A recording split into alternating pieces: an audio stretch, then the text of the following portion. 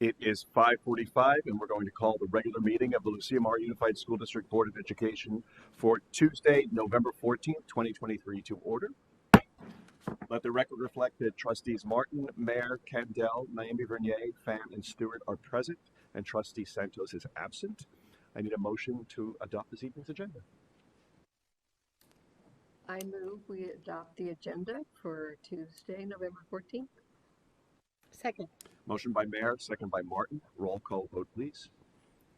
Ms. Mayer, Yes. Ms. Martin, Yes. Ms. Naomi Vernier, Yes. Ms. Kendall, Yes.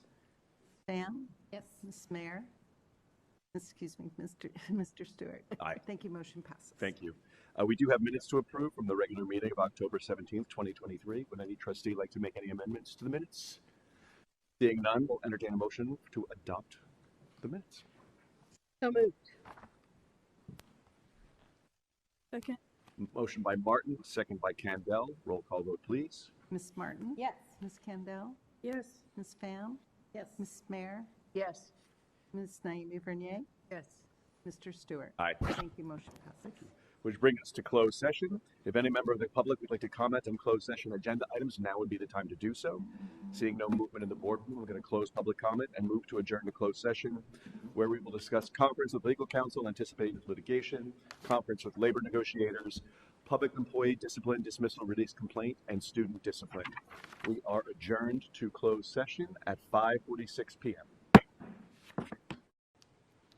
It is 7 p.m. and we are going to reconvene the regular meeting of the Lucia Mar Unified School District Board of Education for Tuesday, November 14th, 2023 to order. The board has been in closed session since 5:46 p.m. We have nothing to report out, and we will deal with student discipline in item number 24. It is now my pleasure to kick it over to Dr. Fawcett to introduce our flag salute. All right, thank you, President Stewart. And I'd like to introduce Wyatt Sigmund, who's an outstanding fifth grader who embodies the best qualities of a leader. He's a team player, always putting the needs of the group before his own. Not only is Wyatt a strong leader, but he also has an incredible respect for others. He listens to his peers, and he has a knack for understanding and empathizing with their perspectives. He takes the time to get to know people, and he always takes their feelings into consideration. It's no surprise that Wyatt has been chosen for this honor. He is an amazing young man who has a bright future ahead of him. So Wyatt, please come on up and lead us in the Pledge of Allegiance. Please stand up to salute the flag. I pledge allegiance to the flag of the United States of America and to the republic for which it stands, one nation, under God, indivisible, with liberty and justice for all. You may be seated. Thank you, Wyatt. Great job. And thank you for taking your cap off. That was fantastic. Good call. You are welcome to stay if you want, but I know it's a school night as well, so you're also welcome to sneak out. What's exciting is we're going to hear from our student reps from our high schools tonight. So you're going to hear with some of the great stuff that's going on through the high school campuses. So first up, we'll start with Napomo High School tonight with Savannah Willett.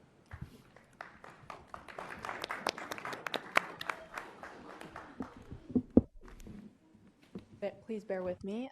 My printer's broken, so I have to read what I wrote off my phone. Members of the board, due to my absence at the last meeting, I have a lot to report tonight. To start off, our biggest club on campus, FFA, hosted their annual pool party in September. This event included tacos, a salsa contest, whale racing, and a belly flop contest. It's one of our major events, and it was highly successful this year. FFA is also planning a barn dance this year. One of their current significant projects is cleaning and maintaining our school farm. They organized a canned food drive competition with Santa Maria High School and participated in the annual opening and closing ceremony hosted at Pioneer Valley High School in October. Additionally, they also held their annual Halloween dance on Ag Island during their October meeting, and they hosted their annual drive-through barbecue where they sold over 700 meals. Our students are currently working on their SAE projects in their agriculture classes. This year's homecoming was a great success. Over 300 students attended our dance, and many participated in our dress-up days and lunchtime activities throughout the week. The theme for this year was Out of This World. Each class represented something related to space, with freshmen as astronauts, sophomores as stars, juniors as planets, and seniors as aliens. The week kicked off with a blacklight rally where students were asked to wear neon. It was exciting to showcase our band and drama department, as we haven't had one for the past couple years. During the week, there were space trivia, scavenger hunts, and a moon pie eating contest during lunch, which many students participated in. Our homecoming game, we had a whiteout theme, and we announced our homecoming royalty. ASB also hosted our annual cakewalk on Halloween with many participants, and currently we're working on our annual food drive and planning upcoming dances and spirit weeks. We celebrated the senior nights for all of our fall sports teams, and they all went very well. Our Link crew organized Kindness Week in October with this year's theme centered around superheroes. The quad featured LTAs, and the week was an overall success. They've been working on our Titan Bolt store, and where students can redeem Titan Bolt points for snacks. Additionally, they've been conducting our monthly Student and Staff of the Month program, where students, administrators, and teachers are nominated to win prizes. Our fall sports teams performed admirably this year. Our girls volleyball team holds second place in the league, and the girls water polo team, boys water polo team, cross country, and girls tennis teams all did exceptionally well this year. All of our teams made CIF this year, which was great. Our football team played against Arroyo Grande for our homecoming game this year. Although we didn't win, the boys had a lot of fun. And Mount Olympus made appearances at all of our sporting events this year to show Titan pride. Overall, our school continues to work and strive for excellence. We are extremely proud of the work our students are doing in all areas. We would also like to extend an invitation to you for our Best Buddies basketball game. Napoma will be hosting the game, and we will be competing against AG on December 5th at 2:45 p.m. So mark your calendars. With that said, that's all I have to report for the month of September and October. Thanks, Savannah. Next up from AG High School is Izzy Levy.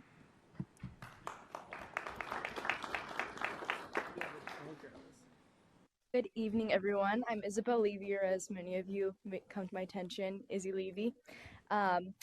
So my name is Isabel Levy. I serve as the ASB Vice President at AGHS. Kayla is currently at the regionals for water polo for her team. They won the CIF Central Section Championship last weekend. October and early November has been a busy month for us at AGHS, and I'm excited to share with you all tonight some of the highlights we've experienced in October, as well as a preview of what's to come. So first, for our leadership programs, all three classes have been busy with a multitude of events. For homecoming, 39 of our active clubs and fall sports nominated 139 students for homecoming court, with 12 being selected and honored at our annual halftime extravaganza show during our homecoming game last month. The halftime royalty show included introductions for the HOCO court, announcing the senior royalty, and the ending the week off strong with an amazing fireworks show. We also hosted our annual Miracle Minute earlier this week, that week. Leadership students went into advisory on Mondays and collected $1,875.66 for the Sam Jeffers Foundation. To cap off the week, Link Crew and AIM hosted their homecoming adventure dance. They had over 1,100 students attend the largest school event of the year, providing event goers with a variety of activities beyond dancing and music. Currently, all three classes are preparing for our 'Tis the Season week in December, as well as preparing for our second annual Winter Spectacular, where we invite local elementary students to attend this carnival-like event in the evening. Next month, I will give you more details, or Kayla will, during my presentation. Another exciting event we are working on in our Special Olympics Unified Basketball game scheduled December 5th at Napomo High School. A group of ASB members recently began working with a handful of our special education students, helping to develop their basketball skills, including passing, dribbling, and shooting. Next, I'd like to share with you updates on our clubs and programs. Friday Night Light recently hosted their fall blood drive. Almost 90 students at AGHS participated. Last week, some members of our FNL chapter, along with AVID and leadership students, participated in a county-wide seminar on tobacco usage prevention awareness, or TUP. The intent of this event is to teach students about the risk of using tobacco products and vape pens, and then share their knowledge with other peers. Our Young Progressives Club has been going into classrooms and helping other students register for voting as well. Our chess club recently hosted a school-wide tournament, as well as sponsored one of our homecoming lunchtime activities. There's been a ton of people enjoying being a part of this club. The speech and debate team has been busy this fall, already having completed competed in 4 competitions with a trip to Valencia scheduled for this weekend. Thus far, a very young group of competitors have logged over 2,000 miles of travel and placed high in several disciplines. Eagle Robotics have been working hard during the off-season. They threw the first pitch with our baseball robot at a slow blues game. They are working on an arm to attach to the robot used by the Grover Beach Police Department. They have been training new students they built and are testing a new robot drive system called Swerve Drive. They built and are testing an elevator mechanism, and they did public outreach at the Harvest Festival and Clam Festival. They are doing a poinsettia fundraiser as well. In academics, Cosmetologies just began its staff drop-in program after receiving its license with the state. Our AVID program hosted their annual barbecue a few weeks back, which helps fund many of their field trips as well as pay for social events. They are planning stages of their food drive, which will kick off after Thanksgiving break. Our Career Center has been busy providing seniors with college talks and is helping organize the Quest to Promise field trip on Thursday. Our drama department recently performed with Silent Sky and are now prepping for their first semester musical called The Wind and the Willows. Our band and color guard recently performed with our choir program a fall concert in the Clark Center and continue to work for future shows in the upcoming months. We are excited to announce that 5 of our talented musicians auditioned for the International Band Clinic held in Seattle and will perform during Thanksgiving break.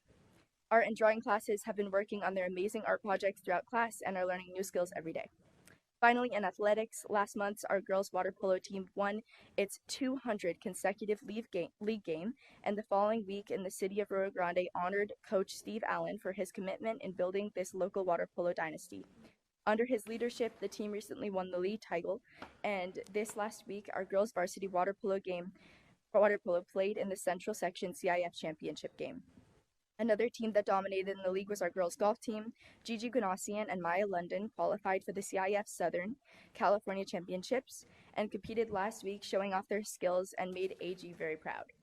Our boys football team had an amazing season, winning the Mountain League title by winning all of their league games. The Kiwanis of the 5 cities recently honored Coach Ryan Glanville and Coach Mel Cosby for their dedication in serving building student athletes.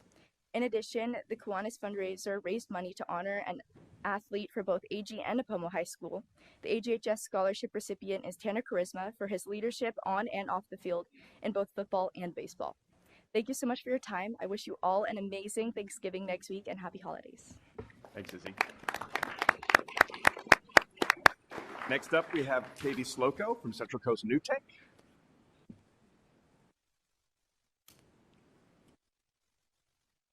Hello everyone, I'm very excited to update you all on the past month's events as well as our school's upcoming activities.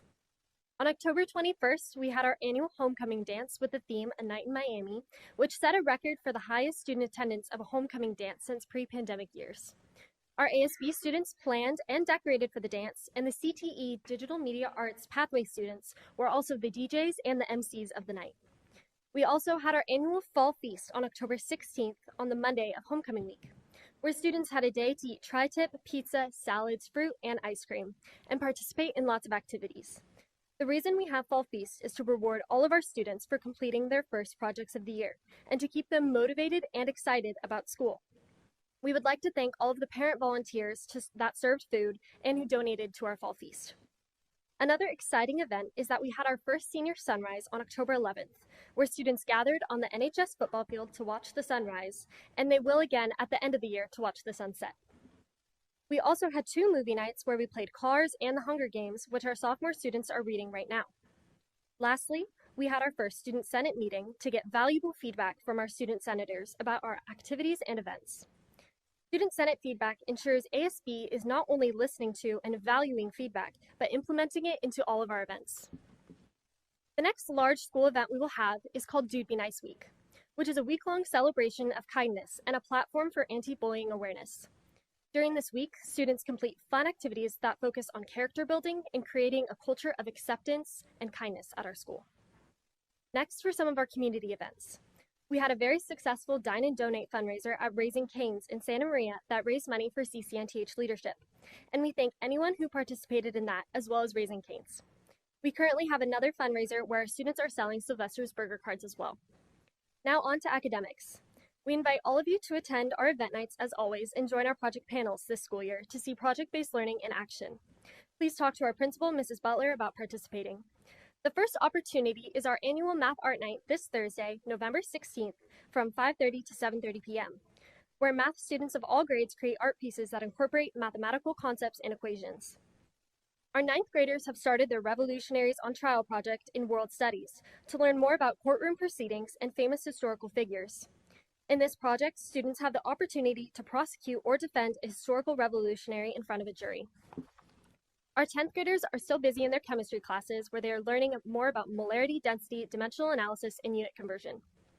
Our juniors have started their Salon Night project where students create their own political parties in their class and present their new party's beliefs on topics like foreign policy, healthcare, military intervention, and taxes. During Salon Night, they try to get members of the public to sign up for their political party, and the party with the most votes gets extra credit. The date for Salon Night is December 7th at the South County Regional Center, from 6 to 8 p.m. We encourage you all to come. Lastly, our seniors are preparing for their life after New Tech with college and career prep. They're continuing to hear presentations from colleges in our Career Center and working on submitting their college applications. Lastly, all of our fall sports, band, and theater are in full swing. Our improv troupe, Hysterical Artists, had their first show on October 26th, and the NHS Theater Company just finished their first show, Kodachrome. New Tech athletes have continued to participate in fall and winter sports, while our esports team is competing in local competitions. As always, I would really like to thank my leadership advisors, and thank you so much for listening.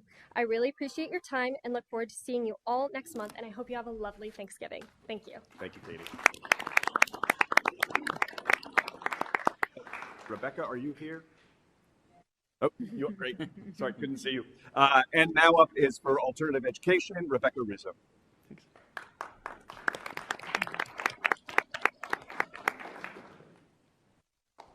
Good evening, board and attendees. Thanks for the opportunity to share with you news and events from Lopez and PVA. Last week, a group of students went on our first of 3 trips to Oso Flaco Lake to learn about resident plants and animals, and as well as some Chumash history. Walking through the tunnel of trees at the beginning, they spied an orb weaver spider creating its web. When they reached the boardwalk over the lake, one of the students spotted an American bittern, a type of heron, amongst the reeds. They also saw 2 night herons and a variety of ducks. Just as they reached the overlook above the beach, they were thrilled to see 2 whale spouts. Heidi Rowe, our college and career advisor, will take a group of seniors to Cuesta's Promise Day on Thursday. They will get to see all that Cuesta College offers and learn from various academic departments and resources so they can help chart a course for future success.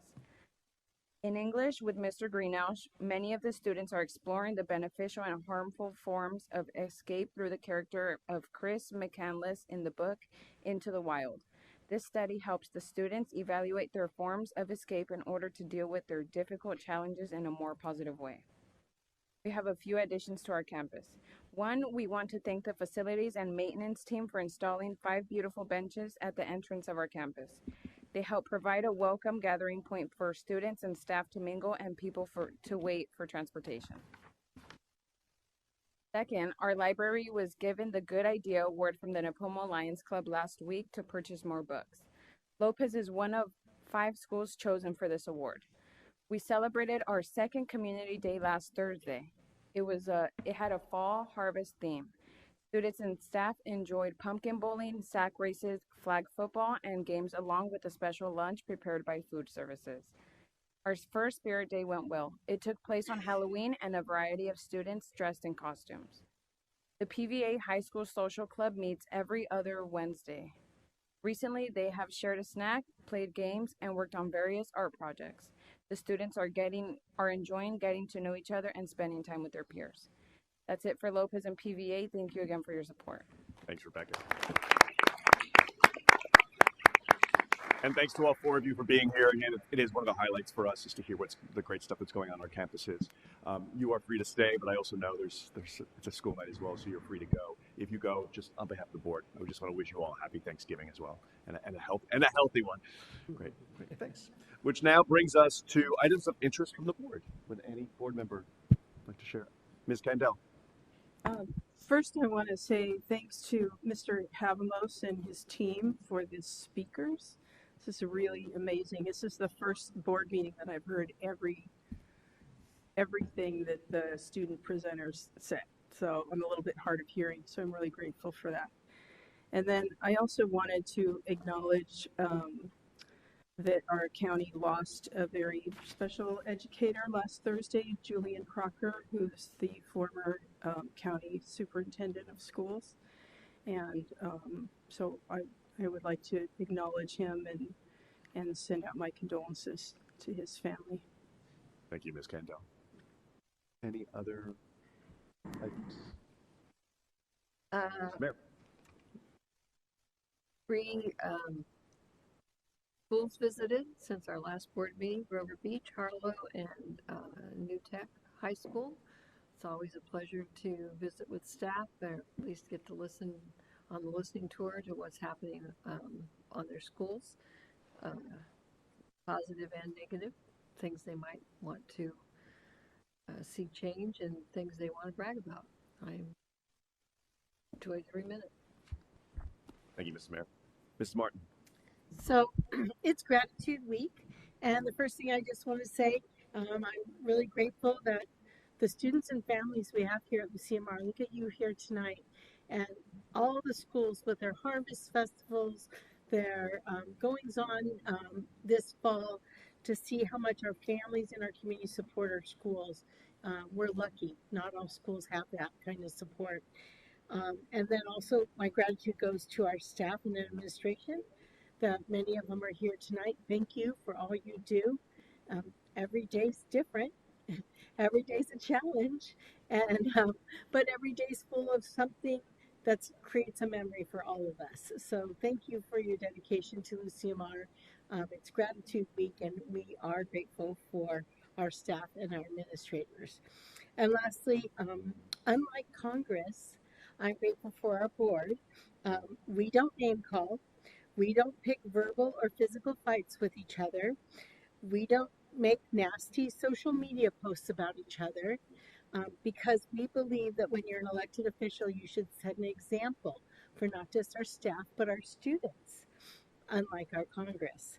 I am grateful that they did pass the funding today to keep our special ed funding and our Title I funding going, at least till January. And I'm just grateful for all of you being willing to set aside your time and dedication to being a school board member, because if you haven't read, the last 3 years have been very hard for school boards. So we're lucky that we have the people at this dais with me who are willing to put in the time and energy to learn how to be good board members. So thank you. I'm grateful. Thank you, Mrs. Martin. Any other items of interest from board members? Seeing none, I'll kick it over to Dr. Fawcett for the superintendent's report. Thank you, President Stewart. I'd like to invite up Wendy Bruce, who's the coordinator of our Bright Futures program and after-school programs. They're going to present on book authoring and some of the work they've been doing in our before and after-school programs. And just a quick shout out to her. With all this new funding that's that came in from the state for before school and after-school programs, Wendy Bruce has been spearheading that work with her team and making sure that we're able to offer these important programs. So kudos to her for that. The mic is yours. Thank you. Dr. Fawcett. Welcome. Hello. Good evening, everyone. I am here as kind of a proud mama moment, because these two ladies have taken this program and ran with it, and they're here to talk to you tonight about one of our fortunate activities that we've been able to incorporate into our enrichment program before.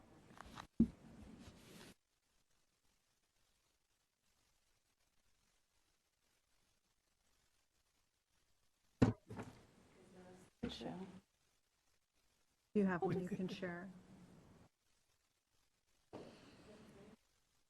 Yeah, sure. Tonight we're super excited to present about one of our new programs called Right Brain that we've been working with our students at the after-school programs at Bright Futures. We have 11 elementary sites that we work with and 2 middle schools. During our morning programs, we currently serve 429 students. And in our after-school programs, we serve 672 students across the district. At our middle schools, we have 172 enrolled in our program. We are very proud of our Right Brain students who have come here tonight. So part of our ELOP grant that we are able to run our Bright Futures programs has a piece of enhancing student. In order to reach that, we purchased a writing program called Right Brain, and it is a published authors program. So students from our kinders through our 8th grade kids in our program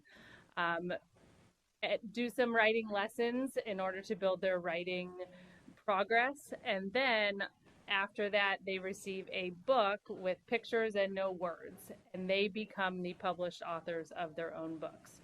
We have students here today. They are last year's published authors from our program, but in order for them to get those books in their hand, we started last October, so a year ago, with all our staff members from our Bright Futures programs on a Saturday, came to a full day training.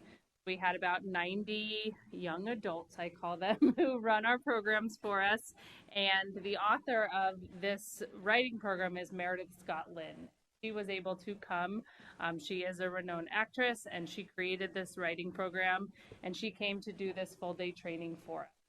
So all of the staff received a training from the author of the writing program, and then about a month later, she came back to see it in action. So she came over a 2-day stay from LA, and she visited Oceano Elementary. She taught some lessons to them while our staff members could watch her in action teaching the lessons. And then the next afternoon, she went to Dana Elementary and did the same thing. She was able to teach some lessons to our young children, and then the instructors, our leaders, were able to see. Just keep going. Keep There we going. go. All There right. it is. There we go.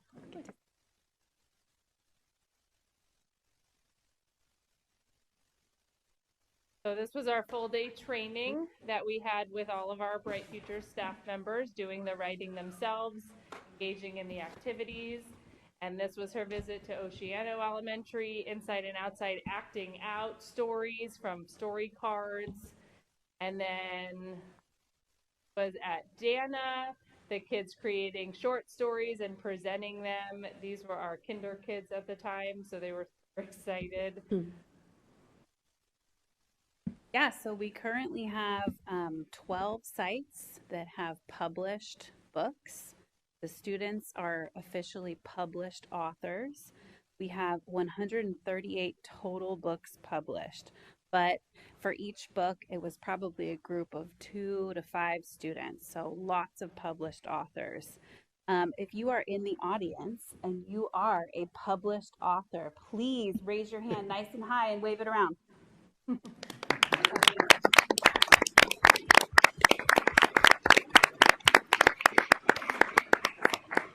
And they will be up in a minute.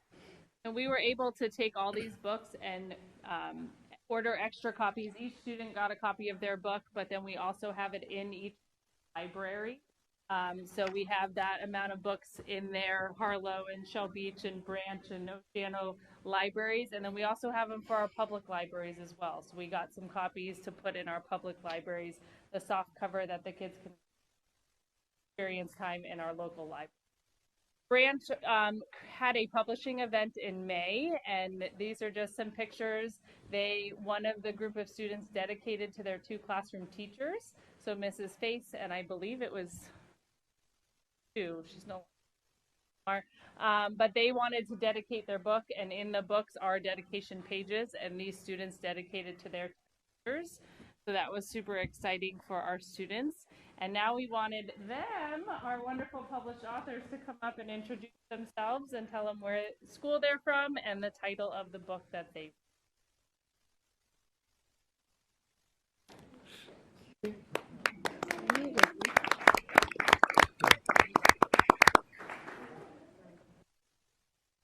you as a role model.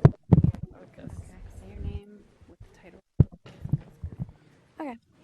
Hi, my name is Mia Carlson, and I'm currently going to Paulding, but last year when I published this, I was attending Harlow Elementary, and the name of the book that I wrote was called Galaxy Guards. Yeah. Go to us. Come stand over here. There you go. We can hear you. Go ahead. Hi, I'm Tina. I'm from Oceana, and my book is named Team Supercool to the Rescue.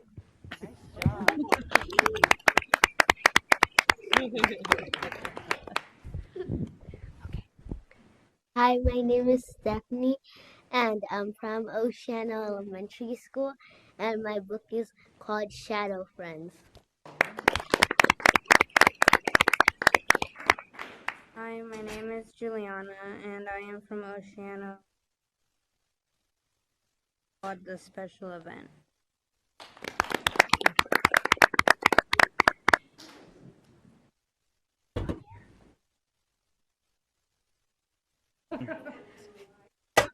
There you go.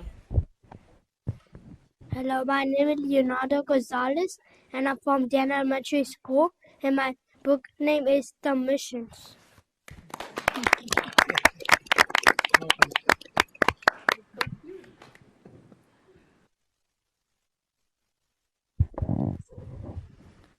Hi, my name is Nina, and I'm from Dana Elementary School, and my book is called Late for the Baseball Game.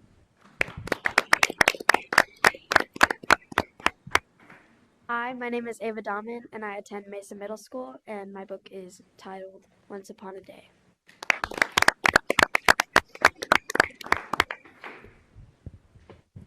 My name is Zoe, and I go to Harlow, and my book is called The Forest Queen.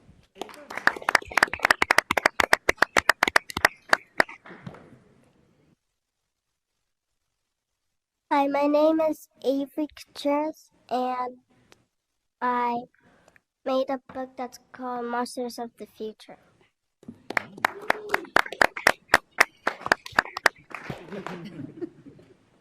Hi, my name is Lucas.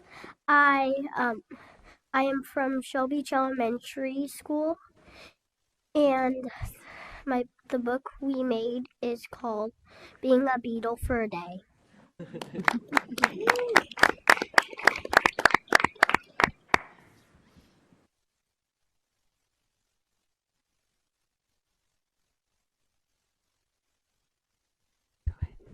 Hi, my name is Daniela Campos, and I made a book called The Wild Forest.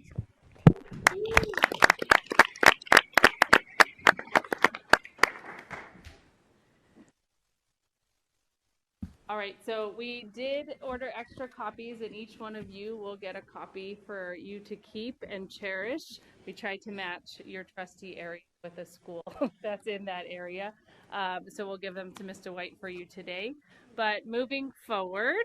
So moving forward, we already have students that have started with their next set of writing lessons.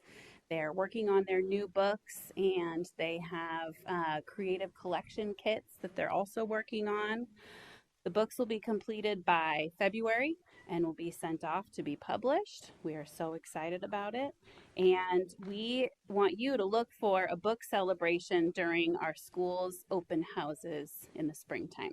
That's when we'll be able to show off a little more. And we want to thank you for inviting us here to share some of these awesome published authors. They've worked so hard.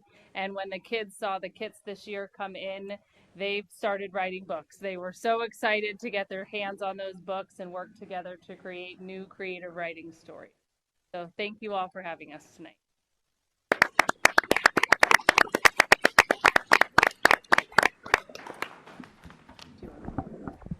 Ms. Jacobs, do we have the equipment to take a quick photo? Yes, please. I'd love to invite our young publishers to join us. Yeah.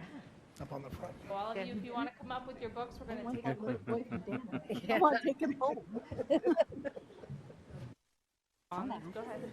I have a thing. Yes, you do. Especially when they have a nice book. I'm ready. Big boy, come down and very right.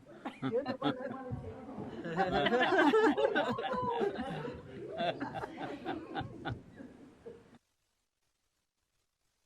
Look at me. Oh, there's a mic right. Parents, pictures. Stay where you are.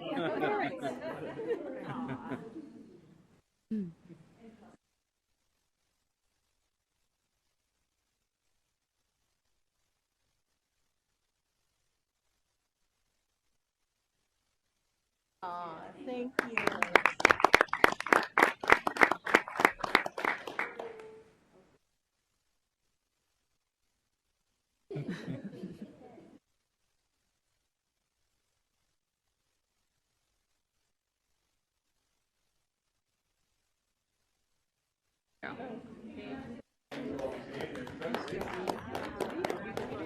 Fix the screen. Okay.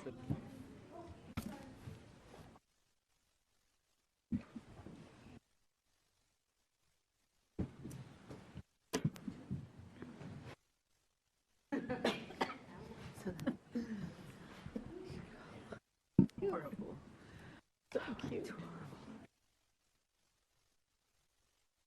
Again, congratulations to all our young publishers. I can't wait to read the books that you selected for us.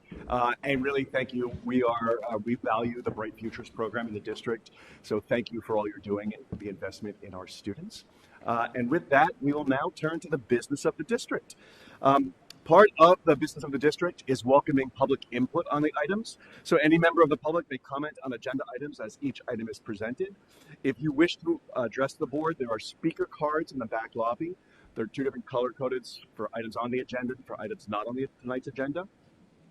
The speaker public comment is limited to 3 minutes per person per item, with a 20-minute total for each item. If anybody needs translation services, English to Spanish, Spanish to English, just let us know. We do have a translation available in the boardroom. And then I will also just ask you to review the decorum and order for the members of the public at the end of our agenda and sort of the expectations and the norms that of running the business of the meeting. There will be time at the end of tonight's agenda to comment on items not on tonight's agenda, but within the purview of the district. One thing to know about the Brown Act is that we can only receive public comment. We actually can't comment back. So it's not public dialogue. It's just a chance for us to hear your thoughts on each agenda item. So if we don't say anything, I don't want anybody to be surprised about that. And with that, we will move to tonight's consent calendar, items 1 through 9. Would any member of the board like to pull an item for discussion? Seeing none, we'll go to public comment. If any member of the public would like to comment on consent calendar items 1 through 9, now would be the time to do so. Seeing no movement in the boardroom, we're going to close public comment and bring it back to the board for final comment. Seeing none, I'll entertain a motion for approval. I move approval of the consent calendar action items 1 through 9. Second. Motion by Martin, second by Mayor. Roll call vote, please. Mrs. Martin? Yes. Ms. Mayer? Yes. Ms. Naomi Bernier? Yes. Handel? Yes. Ms. Pham? Yes. Mr. Stewart? Aye. Thank you. Motion passes. Thank you. Which brings us to reports and presentations, resolutions and proclamations. Item number 10, school site presentation for Paulding Middle School. Dr. Fawcett. Thank you, President Stewart. It's my pleasure to invite up Principal Erica Timmer from Paulding Middle School. She's going to be presenting on the positive connections that they're forming with students. Hey, good evening. My name is Erica Timmer, and I'm the principal of Paulding Middle School, and I am grateful for tonight to have the opportunity to kind of share a little snapshot of what Paulding Middle School's really been focusing on, especially post-COVID. Middle school is that special time within a student's educational journey. They are there for 2 very short years, and during that time, we really have turned to focusing on student connections.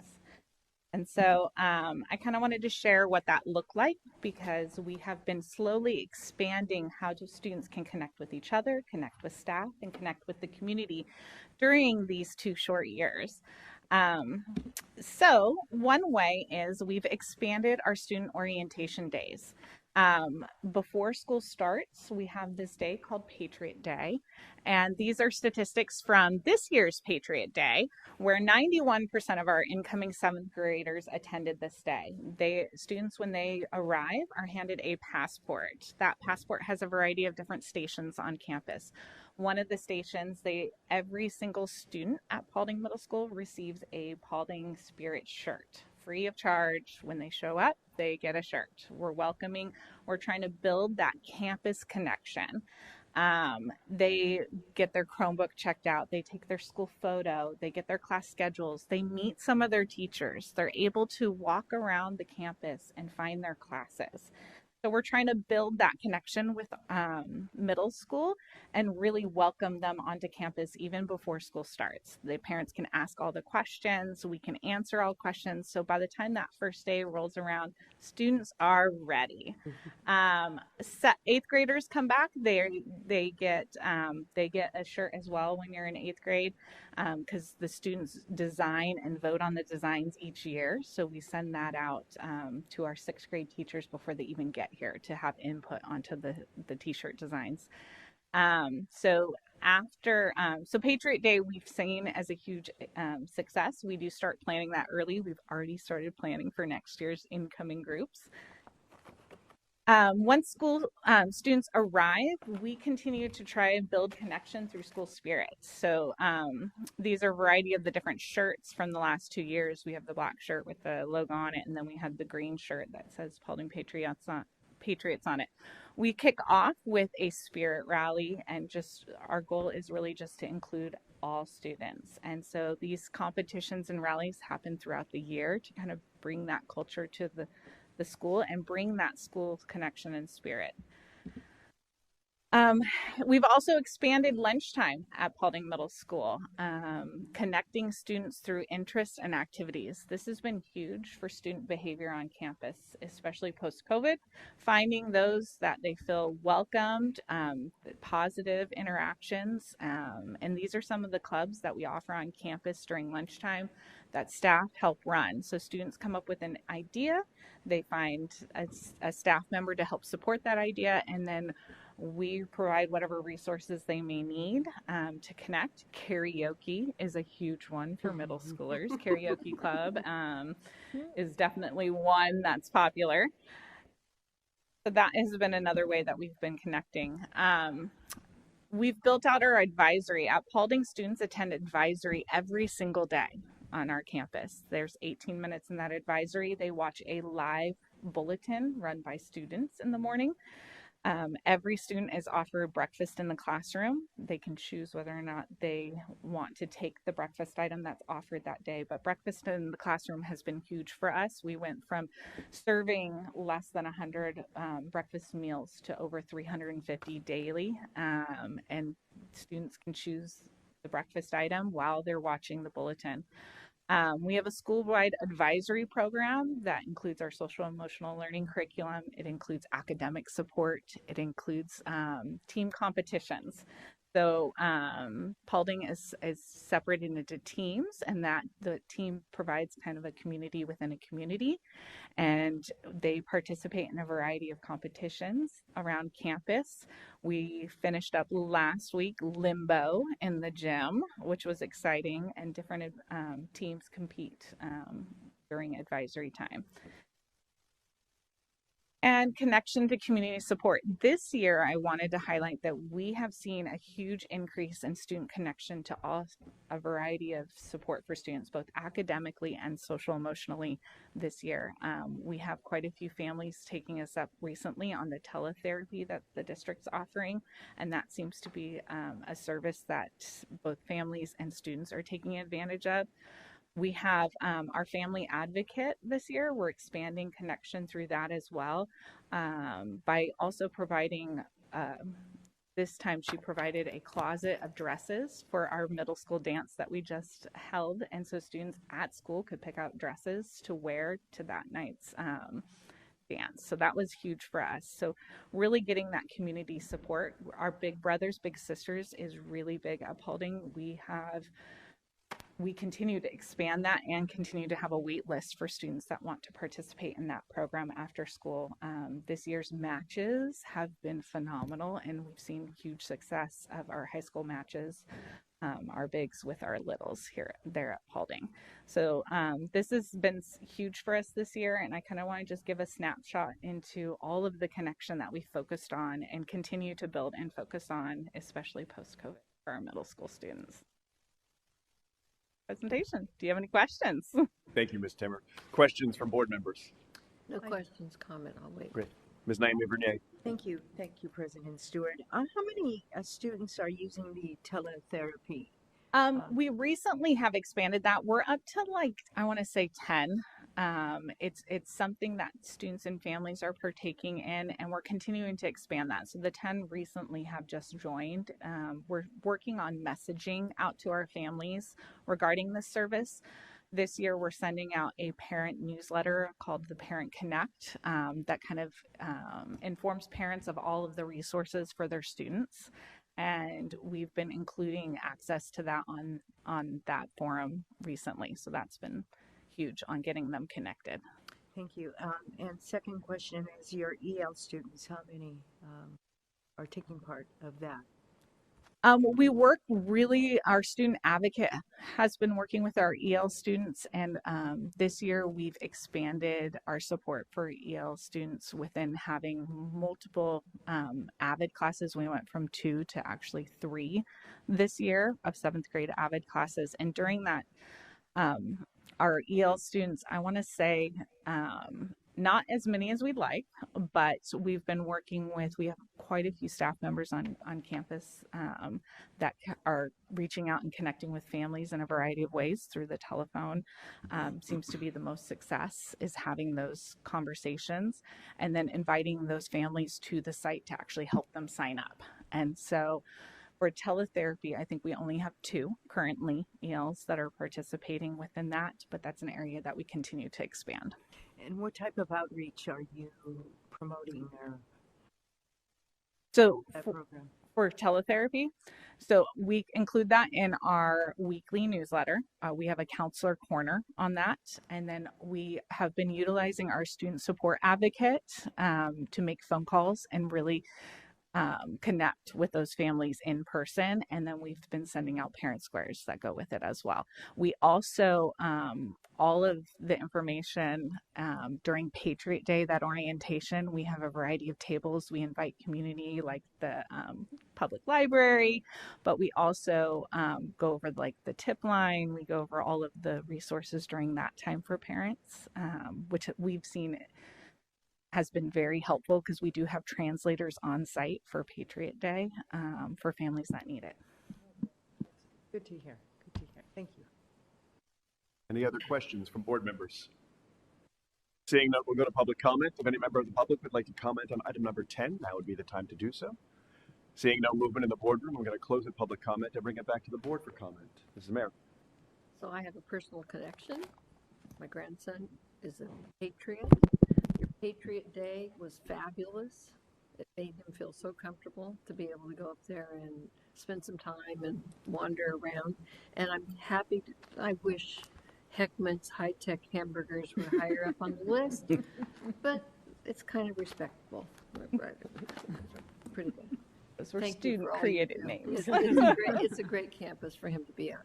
And I know all the kids up there benefiting from all the efforts from you and your staff.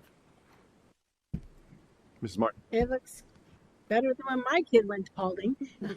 I thought the rallies looked great and the orientation day. The only other thing I just was hoping to share with you, I saw you have the County of San Luis Obispo, and you said you had the public library, so hopefully you're sharing with your parents about BrainFuse, the online tutoring service that is free to any student, K to 16, I think it is. Like literally, they'll tutor you for the LSAT, and their credentialed teachers on the other side that also can speak Spanish. So I'm always trying to push this because it's a really great service. You can upload a paper and they'll send it back to you the next day corrected. I mean, it's awesome. And so when you have the County of San Luis Obispo, they're the ones who provide that for us. So. And they do come and they reach out to parents exactly for that, which has been great. They speak on behalf, they offer a variety of resources for students, and they come during Patriot Day to engage in those conversations. And it's actually a stop on our passport for them. Nice, great. That's awesome. Glad to hear it. Thank you, Mrs. Martin. Any other comments from board members? I'll just share my thanks and excitement too. It's this investment in connection, connecting the students to each other, to the campus, to the amazing staff that you have at Paulding, really goes to giving that sense of belonging, which we know is so important for our students, right, for their success now and in the future. And just again, the investment in these expanded services before and after school as well is just sort of looking at the whole student in a really holistic approach too, and not just the time they're in our classroom. So well done to you. And with that is a report. Thank you for being here tonight. It's great to hear. Please say thank you to your staff too. That moves us now to item number 11, approval, resolution number A-2324-09, proclaiming December 2nd, 2023 as Lucia Mar Unified School District Day of the Special Educator. Dr. Fawcett. Thank you, President Stewart. It's my honor to present this to you this evening. December 2nd, 2023 is the Day of the Special Educator, as it marks the anniversary of the nation's first federal special education law, the Individuals with Disabilities Education Act, IDEA as we know it, signed by President Ford on December 2nd, 1975. IDEA made public education available to all children with disabilities across the nation. This day honors the milestones that have been achieved in special education so far and the continued progress to come. Our special educators provide a critically important role in the support and instruction and the development of our students with disabilities. This proclamation recognizes the unwavering efforts and dedication of our special educators. Since December 2nd falls on a Saturday this year, the day Lucia Mar Special Education Department will be celebrating these wonderful individuals is on Friday, December 1st. I recommend full-heartedly that you approve this resolution. Thank you. Thank you, Dr. Fawcett. Questions from board members? Seeing none, we'll go to public comment. If any member of the public would like to comment on item number 11, now would be the time to do so. Seeing no movement in the boardroom, we're going to close public comment and bring it back to the board for comment. Seeing no comment, I'll entertain a motion for approval.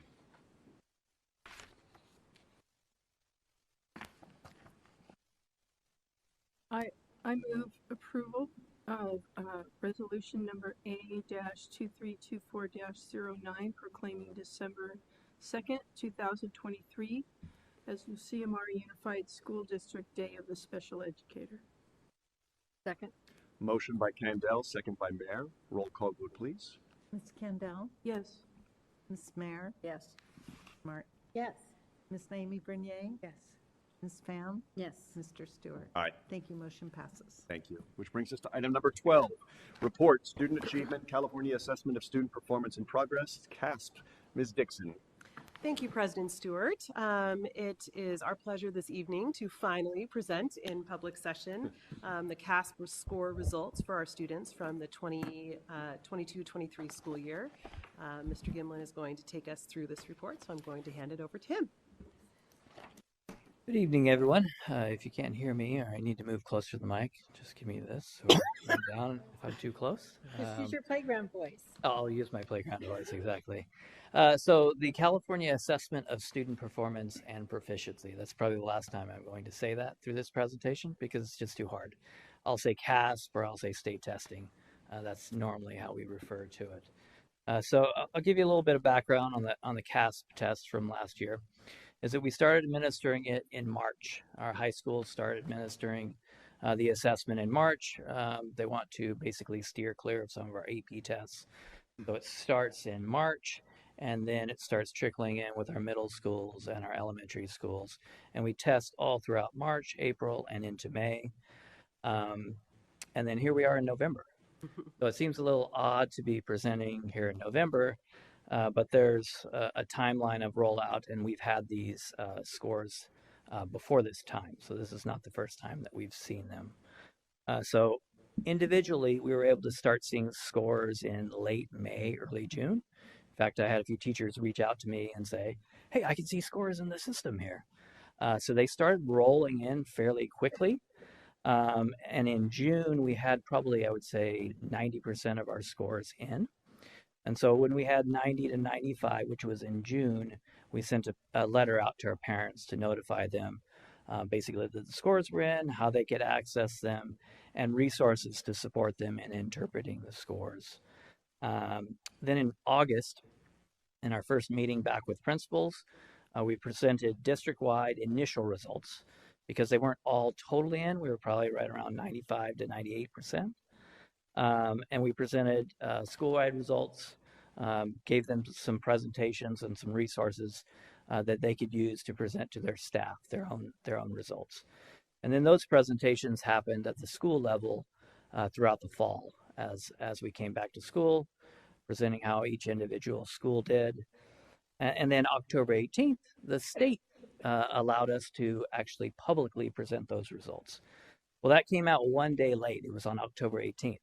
And we had a board meeting on October 17th. So we were like ready to go for October 17th, but they did not actually allow us to present those to you until now. So that's where we're at. That's why we're so late. We're waiting on that state to say, you've got the go ahead to present those results. Okay, so we're going to talk about our results from last year, from 2023. We're going to also look at how we've done longitudinally. So over the course of the CASP assessment, how we've done and kind of see the ups and downs there. We're also going to look at our subgroups. We're going to compare to our neighboring districts and then the state. We get that question quite a bit. Well, how does this compare to the state? How does this compare to our neighboring districts? So I'll share that with you tonight. And then we'll also highlight some standout results from some of our schools. And then in January, we'll probably be revisiting this as the California dashboard is slated to be released December 15th, I believe. And there'll be some other performance indicators as well. So, okay, so without further ado, we have our results over the course of the inception of CASP, which started in 2015. You can see the gradual rise there. And then we have those 2 years where we didn't have any results, and we all know why. And there was a significant dip there, and then we're on the climb again. Of course, we would love to be able to bounce back immediately and be back to our pre-pandemic levels, but unfortunately, there's some work to be made up there. So those are the results in kind of a line plot format. Here we have our subgroups. So I just gave you a 3-year view because if I put too many bars on there, it would be just very confusing. So you have your language arts and you have the math on the side there. If I can do a little laser pointer. Turn on laser pointer. So you can see the rise there, or the drop from 56 down to 50, and then the little bounce back in language arts. And you can see our significant subgroups, our ELs, our Hispanics, our socioeconomically disadvantaged, so that's SED, and then our students with disabilities. You can see that same kind of dip there post-pandemic, and then a little bit of a rise there in language arts, some staying virtually the same, and some rising a little bit. One thing we notice in math is that we've got the rise there for all of our students from 33 to 34, but we're also seeing that rise, a little bit of a rise for our Hispanic, for our socioeconomically disadvantaged, and for our students with disability as well. So a little bit more of a rise in math than we're noticing in our language arts currently. Okay, so also part of CASP is the science test. So there's a science test. It's not given every year. So in CASP for language arts and math, we give it 3rd through 8th, and then again in 11th grade. Science test is more sporadic. We give it in 5th grade, we give it in 8th grade, and then we give it once in high school. Typically, we give it to 11th graders. And if you're taking it in 8th grade, it covers 3 years of standards. So it's covering 6th grade, 7th grade, and 8th grade. So you imagine an 8th grader trying to remember back to that science lesson that they had in 6th grade. So that's the position our kids are in when they take an 8th grade science test. So 30% at the met or exceeded standard. Relatively the same as how they scored last year. It was a little bit of a rise. I think they were at 29.5 last year. Okay, so moving on to comparisons with our neighboring districts. Our neighboring districts have already presented their results. In fact, I watched Atascadero present their results fairly close to that October 18th timeline. And so our other districts have already presented these results, and the state results are also available.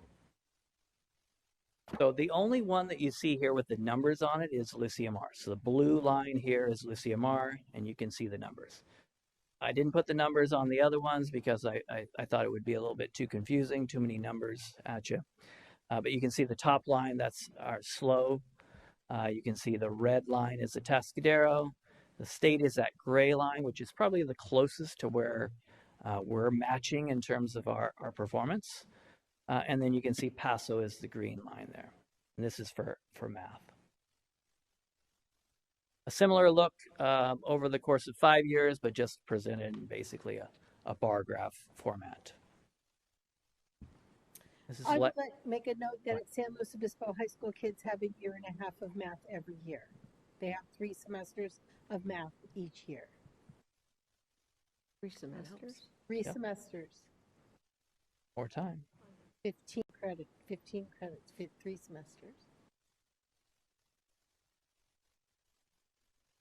Okay, so language arts. We have our results in language arts, same colors. You can see LuciaMar in the blue, above Paso, above the state, and then trailing shortly behind Atascadero, probably less than 1 percentage point. So fairly close to Atascadero. Atascadero is kind of an interesting one. Is, you know, the other districts, you notice that dip. Yeah. For some reason, Atascadero is kind of a flat line there. It didn't quite have that dip, so They that's didn't something. close for as long. Yeah, so that's something we're investigating. So, okay, just bar graph format again, just another look at it. Okay, some highlights of some of our schools. I can give you numbers here for AG, but AG, New Tech, Paulding, and Fairgrove had their highest percent met or exceeded ever on the CASP. AG was at 64% met or exceeded. Paulding was at 64%. New Tech was a shade over 91% met or exceeded. And then Fairgrove at 51%, which was an 8-point jump for them. And then in math, another look at math is that we looked at the gain, how much they gain from one year to the next. So Branch with strong results, a plus 16. Fairgrove with a plus 9, and Nipomo with a plus 10. There are still folks in the room clap for those schools. So those were excellent results for those schools, so very proud of them. CASP resources for teachers. So again, teachers have had their results since late May, early June. They're in our student information system, so as soon as we get them from CASP, we push them into our student information system so that teachers can see their results for their current students and also their last year students. We generate all kinds of reports for our teachers and for our principals so that they can share with their staff and their stakeholders. Additionally, there are reports in TOMS, and I know you guys probably don't know what TOMS is, but TOMS is don't ask me to explain what TOMS is. I don't know what it stands for, but it's the system that basically houses the assessment. So there are target reports in the system that provide as close as we can get to an item analysis. Because as a teacher, if I can see how students did on number 3, and I know what number 3 is, then I can reteach them whatever it was that number 3 focused on. So target reports don't quite get to that item analysis level, but they get pretty darn close. So that's one resource that they share with us and we push out to our teachers. And I'll give you an example of a target report. So we get the target reports from TOMS, and one area, and I'm just showing you one here, but there's target 7, which is compose full text, write full arguments about topics, use a complete writing process attaining the purpose and audience, establish and support a claim, organize, elaborate, and cite supporting evidence from credible sources. That sounds a whole lot like our district writing assessment, which is our DWA. And what a target report does is it tells you how you do in this particular area relative to your performance on the test as a whole. So all these targets on here, In this particular target, we do better than we do on the test as a whole. There's better, there's similar, and then there's worse. Across all of the grade levels that we do the CASP assessment on, when we look at our target reports, in this particular target, we do better on it than we do on the test as a whole. And we score above standard in that particular area. Why do we score in that area? We have a district writing assessment. We have clarity on what our students need to know. And we assess them on that, and then we react to that, and then reteach them on that particular area. And that's been something that's been with our district for a long time. You guys have heard our district writing assessment presentations, and the target report from CASP kind of affirms the good work that we've done in that particular area. So I was excited to share this with you tonight. And I'm excited to present DWA when we get there later this year. Okay, CASP resources for parents. So parents get a student score report. We sent out the notification in June. Basically gives them a link that they need to, well, basically they log into HomeLink. They log in and then they click on an opening that opens a student score report. And it gives them a number of resources. One of the links here is californiastartingsmarter.org. It has a lot of resources for parents where they can see release questions. They can say, basically, even take a practice test. They can see exactly what their student is being assessed on, as well as their results. So good resources for parents to understand how their students are doing. Okay, so that's all for my presentation this evening. I'm open at this point for any comments or questions. Hopefully I can get rid of this little red pointer. Thank you, Mr. Giblin. Questions from board members? Ms. Naomi Bernier. Thank you. Thank you for your presentation. We have a lot of work to do, obviously. What type of training do we provide for staff development? I mean, give me an example of what, because it's all about training, correct? Absolutely. Yeah, so the one area that I went to, the target report, we do a lot of training on the this particular area of the CASP. It's basically a performance task. This is where the results from this Target 7 composed full text. So students are basically presented with 3 sources, 3 articles, and then they're asked to write an opinion piece or an argumentative piece on that particular prompt, whatever it happens to be. So we train our teachers through the district writing assessment process, which is perfectly aligned with the CASP Target 7 composed full text. Same rubric, same scoring. So they get a 4 in purpose and organization, a 4 in evidence and elaboration, and a 2 in conventions for a total score of 10. So the rubric is exactly the same. We model our assessment after the CASP performance task, and we train on the rubric on a yearly basis. We provide teachers with inter-rater reliability data to basically see, am I scoring in alignment with my colleagues? Do I see student writing the same as my colleagues? Are we aligned in this? And then we provide a scoring day. We have a minimum day coming up in March. It's March 8th this year. It's right around March, into the trimester 2, where we get together either virtually or in person at kindergarten through 6th grade at the elementary level to basically score those papers. And we double score those papers to basically come up with the DWA score. So this is just one example of training we provide. We have days leading up to the DWA where we train on the rubric. Even though we train on it every year, we always have new staff members that are coming on board. So we train on that on a regular basis yearly. So I'll just add in one more thought, Ms. Naomi Bernier, to answer that question as well in a slightly different way. We have done a lot of work around essential standards in English language arts and mathematics to really clarify at every grade level specifically what students need to know in order to succeed in that grade level and be ready for the grade level after that. So a lot of work around our professional learning communities. The academy, we just finished the second part of it last week, is focused on that particular question. We've added in additional supplemental resources around the science of reading for our elementary sites and train teachers on how to use those to really look at specifically how to develop those skills to sound out words with phonological awareness. We've shared that with the board in the past. This year, we're additionally going through a math adoption process for our elementary math program to update that. Math is clearly an area of need in the district, and we need to start with our youngest students in order to make sure they have those foundational skills really strong as they move up through those years. We also do a lot of very specific training with our intervention teachers, both in English language arts and mathematics, to help find ways to close gaps for students when they're not performing at grade level. So the DWA is one example that Mr. Gimlin offered, but there's a lot of professional development we do outside of that. Great, thank you.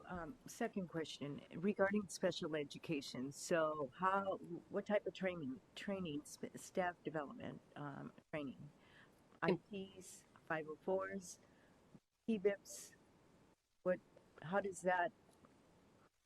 So we could spend a big long report on that question specifically, Ms. Naomi Bernier, but I'll just say in brief, the special education department does a wonderful job pulling together communities of practitioners based on kind of, resource teachers meeting together versus a special day class type teacher meeting together to focus on academics. They focus on IEP writing. They focus on whatever the need might be for a new special educator. They have specific support teachers who are really helping them with both the legal requirements and then the teaching requirements for those students.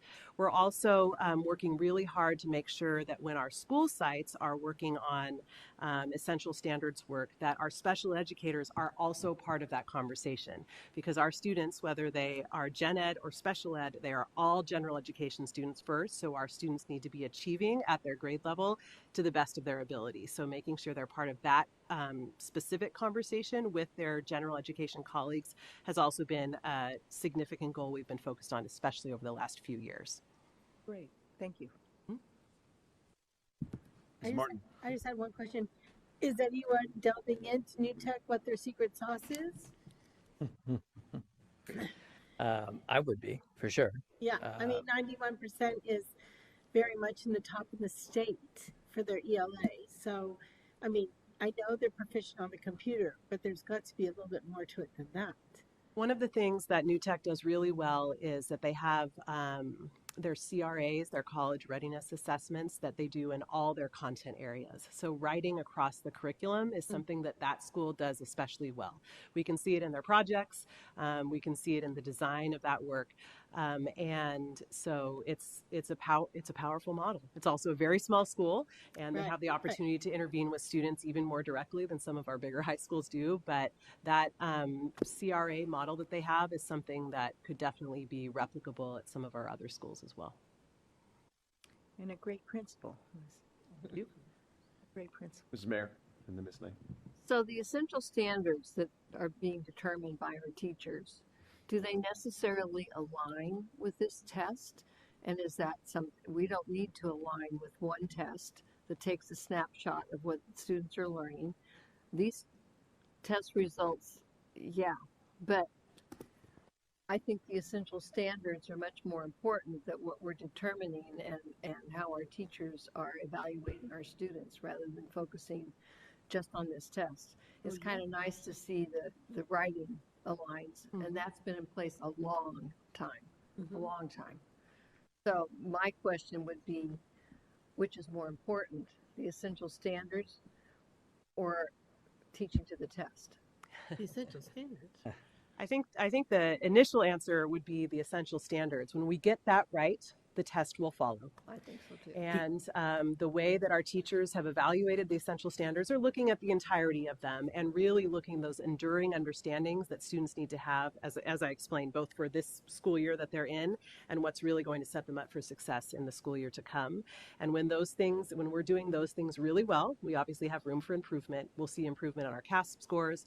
We'll see improvement on our other measures of progress as well. So that's where we're focused on that learning first, and we expect to see change over time here.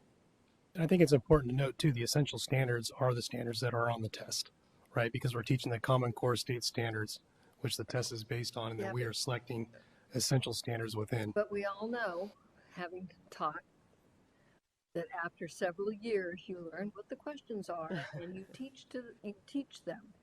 those questions. The main ideas of those questions, not specifically those questions, but and I think that when they change the tests and then scores drop and then we're starting all over again. So to me, the most important thing is determining those essential standards based on the state standards, and not focus so much on the results in this test.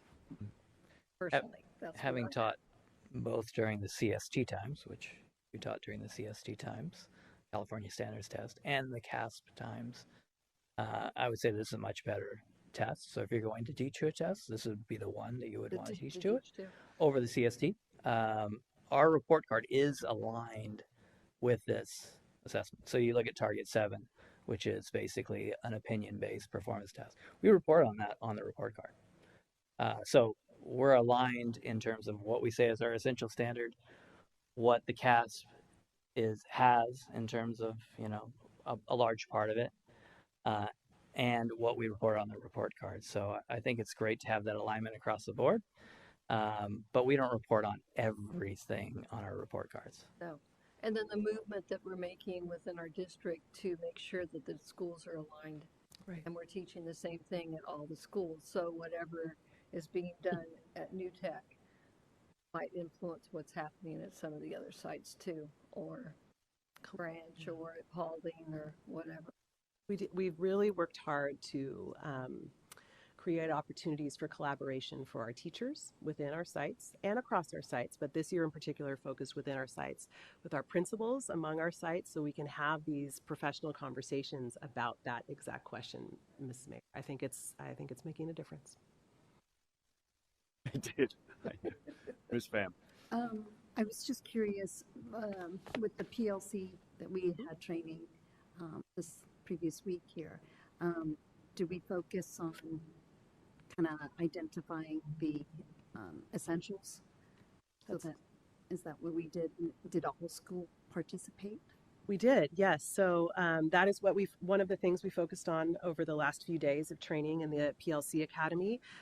We did a fairly comprehensive look at the essential standards across the district prior to the PLC Academy. That work kind of teed us up for really being able to dive into professional learning communities work. There are a lot of standards in English and math and science and all the other subject areas. We're focused in this moment and in this report on English and math, so that's where we've focused our effort.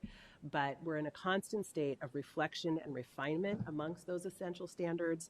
The next big piece of work is really breaking those standards down to say specifically to see success in these standards, what specific skills do students need to do, and then writing the even better assessments, one might say, that teachers create and share together to say, I taught this thing, we have assessed it, have students improved, and so that work is kind of the next step.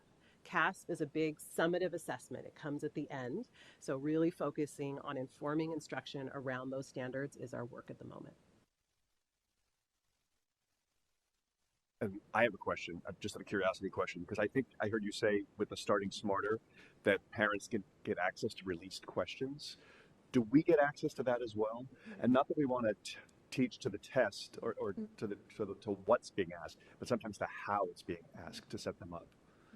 Right. Yeah, it's available. I mean, it's great, and we have publicly access to the available. practice tests. We do. Awesome. Great. Thanks. Any other questions from trustees? Seeing none, we'll go to public comment. If any member of the public would like to comment on item number 12, now would be the time to do so. Seeing no movement in the boardroom, we're going to close public comment and bring it back to the board for final comment.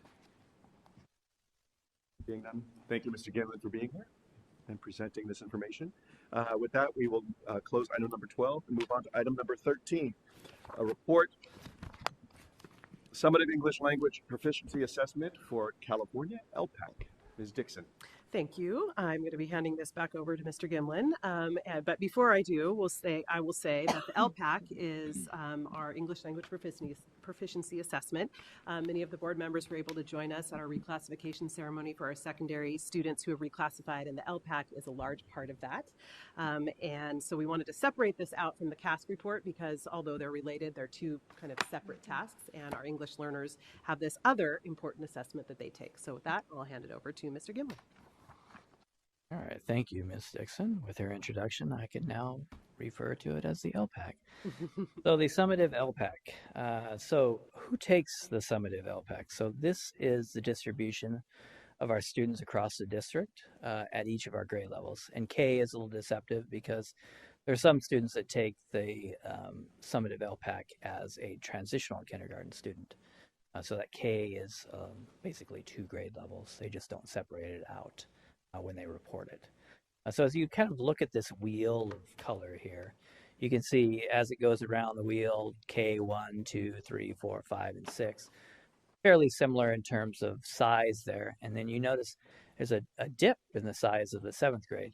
And the reason for that is a lot of our students, by the time they get to 6th grade, they get reclassified at that point. We look to reclassify our students by the time they finish elementary school, because if they don't get reclassified, if they're not ready to be reclassified by that time, it can have impacts on elective offerings and classes that they get to take. And the same kind of impact as they enter high school as well. So the students that take the LPAC are any student whose parent fills out the home language survey when they enroll them and lists a language other than English being spoken in the home. When that happens, that triggers for that student to take the initial LPAC, and there's a timeline for that. I think within 60 days, they need to take the initial LPAC.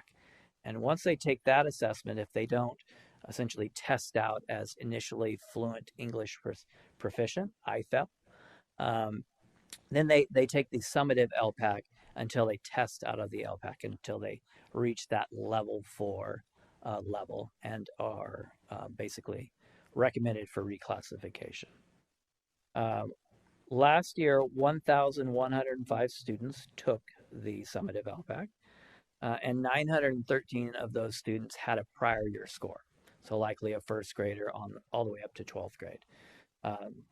Basically, the reason I bring that up is that they had a prior year score is that when this gets reported out on the California School Dashboard, they not only report out proficiency, which I think is not as valuable, they also report out progress. And the reason it's not as valuable to just look at proficiency for the LPAC is that this group changes. You can't test out of taking the CASP. When you become an 8th grader, because you pass the 7th grade, you can't say, well, I'm not going to take the 8th grade CASP. You don't do that. But as a student that takes the LPAC, when you hit that 4 level and you get reclassified, you're no longer in this data set. So students test out. So looking at just that proficiency number, I think can be deceptive. So it's important to look at the progress. And the California dashboard will report that out when it comes out shortly in another month. But I'll give you a sneak peek at it tonight. Okay, so proficiency. So here's the proficiency. So that level 4, 16.05% of our students. Now again, that seems relatively low, but remember that group changes every year as we reclassify and they walk across the stage and we shake their hand. They're not in the group anymore, right? So 16.05%. And then how does that compare with the state? So if we look across the years, we can see we're fairly comparable to the state. In 2023, we're very comparable, virtually identical in terms of that level 4 proficiency. So again, proficiency, important to look at that. But again, I think the progress is a more important indicator, knowing that this group changes on a yearly basis. Let's take a look at progress. So this is how the California School Dashboard will report it out. I'm essentially mimicking the design of it here. Is that when they're looking at does a student progress, they're looking at do they go up 1 level. And to go up 1 level, basically they don't take 1, 2, 3, and 4. They separate out that level 2 and that level 3. So when you see this script right here where it says 2L, 2H, 3L, 3H, they have a 2L, a 2 low, a 2 high, a 3 low, and a 3 high. So if you are a student that goes from a 2L to a 2H, you went up 1 level. So you progressed 1 level, and you would be within that 49.3%. So we're looking for progress on this. This is what the California School Dashboard looks at. They're looking for students that progress 1 level or maintain that level 4. And why is that level 4 so small? Well, it's small because once they hit that 4, generally they exit out, they get reclassified. Not always, but that's a huge indicator of their readiness to be reclassified. And then you can see students that maintain in that kind of that teal green color, 32.1%. So roughly 80% of our students either make progress, stay at that level 4 level, or don't basically maintain ground there. Okay, another sneak peek here. This is 2019, 2022. Those are basically screenshots of the California School Dashboard. I like the 2019 one because that tells you where we are likely to be in terms of those cell phone bars that say we're at the very high, high, medium, low, or very low level. We've been hovering in that kind of medium range for a while, flirting with the high, but not quite getting there. So in 2019, we were at 52%. In 2022, we were at 54.1%. Again, either making progress or staying at that 4 level. And then we're projecting for 2023, we're going to be right around that 50% mark. We don't know what the state will be. We don't have that indicator at this point.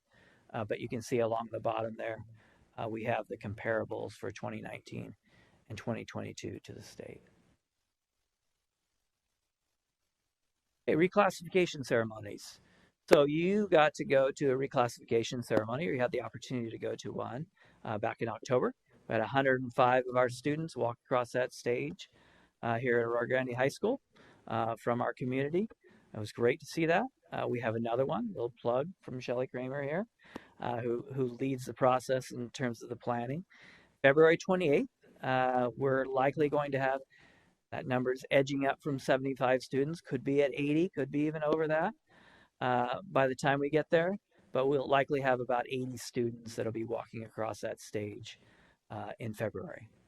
So that'll be great to see, and that's the whole goal of tracking this progress, is that we want to see our English learners move to that proficient level.